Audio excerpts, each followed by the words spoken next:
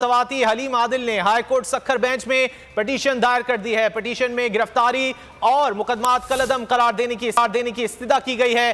तमाम केसेस की तफसीलात फराहम और गिरफ्तारी से रोका जाए, उस्मान सवाती की जानिब से यह मौक़िफ़ अपनाया गया है। आजम सवाती के खिलाफ के पर मबनी है, कलअदम करार दिए जाएं। अहम खबर है, सेनेटर आजम सवाती की गिरफ्तारी और मुकदमात। उस्मान सवाती हलीम आदिल ने हाई कोर्ट सक्खर बेंच में पिटीशन दायर कर दी है। पिटीशन में गिरफ्तारी और मुकदमात कलअदम करार देने की इस्तदा की गई है। उस्मान सवाती ने कहा है कि तमाम केसेस की तफसीलात फराहम और गिरफ्तारी से रोका जाए। आजम सवाती के खिलाफ केसेस झूठ पर मबनी है, कलअदम करार दिए जाएं। तफसीलात जान लेते हैं ब्यूरो हेड शाहिद अली से। शाहिद, क्या तफसीलात हैं? देखिए, आजम सवाती के खिलाफ जो है वो सक्खर, कंबर, शहजाद कोर्ट समेत सिंध के मुख्तलिफ अजला में उनके थानों में मुकदमात दर्ज कराए गए थे। मुख्तलिफ लोगों ने मुद्दई थे इसके अंदर।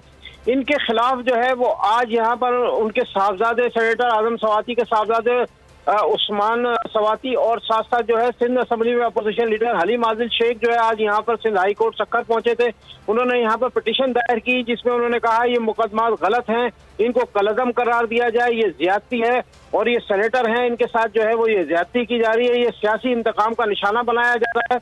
ये पिटीशन जो है वो यहाँ पर दायर हो गई है और आजम सवाती के लिए जो है वो सेनेटर उनके लिए ये कहना था इनका हलीम आदिल शेख का कि ये उनके साथ ज्यादती की जा रही है। सिंध पुलिस जो है वो चोरों और डाकुओं को पकड़ने के बजाय जो है वो सियासतदानों को निशाना बना रही है, सियासी इंतकाम ले रही है। इसीलिए ये मुकदमात कायम किए गए और हम अदलिया से ये उम्मीद रखते हैं कि वो हमें इंसाफ फराहम करेगी। इनके खिलाफ जो आजम सवाती के खिलाफ जितने भी मुकदमात यहाँ पर दर्ज हैं सिंध के मुख्तलिफ थानों में, वो तमाम के तमाम कलअदम करार दिए जाएंगे। ये पिटीशन यहाँ पर दायर हो गई है और अब हलीम आदिल शेख और उनके साहबजादे उस्मान सवाती जो हैं वो लाड़काना के लिए रवाना हो गए हैं यहाँ से। जी, बहुत शुक्रिया शाहिद इन तफसीलात के लिए। इस वक्त वज़ीर आला सिंध मुराद अली शाह कराची में मीडिया से गुफ्तगू कर रहे हैं।